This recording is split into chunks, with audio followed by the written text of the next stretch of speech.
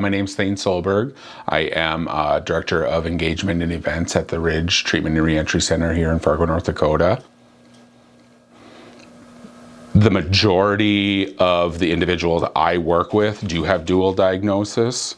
They, will have a substance use disorder as well as one or two, three, mental health disorders as well. So, I don't know the science behind it, but there's a strong tie between the two. I think, really what it comes down to personally for me with having dual diagnoses is the self-medicating aspect of it.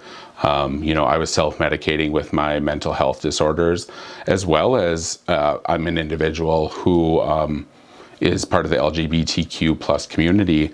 And growing up in a rural setting, and then, just with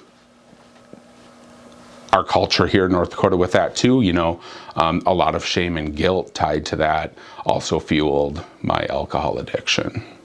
A big part of my story and with my addiction recovery and everything ties in greatly to my upbringing in rural North Dakota and the society and culture we live in here in North Dakota.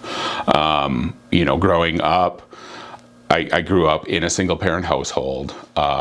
Both my parents now are in recovery themselves, but from a young age, I was aware of what addiction was, what alcoholism was, so on and so forth. One thing that really helped me was the fact that I was so beaten down and broken. Truly, now I can look back and be thankful for that, because had I not been as broken and beaten down as I was, I don't think I would have followed through with going to treatment and even continuing after that.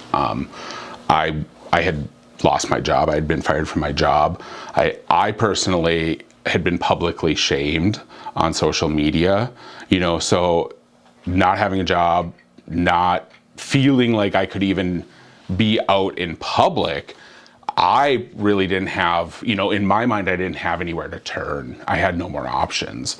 So treatment was the only option for me in my mind. I don't think anyone wakes up and wants to be an addict or wants to have a run-in with the criminal justice system, but because of sometimes circumstances out of their control, that's where they're at. So I think if we just come together or even just support the field of professionals working with this population, I think that we could see a lot of improvement and a lot of people living better, more prosperous lives.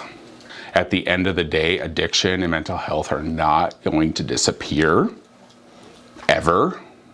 And if we truly want to combat homelessness, domestic violence, criminal behavior, our criminal justice system is already strained from these things. Mental health and addiction issues are at the root of this, and not to further stigmatize it, but there are things we can do as a state to help alleviate these issues and help the people in need.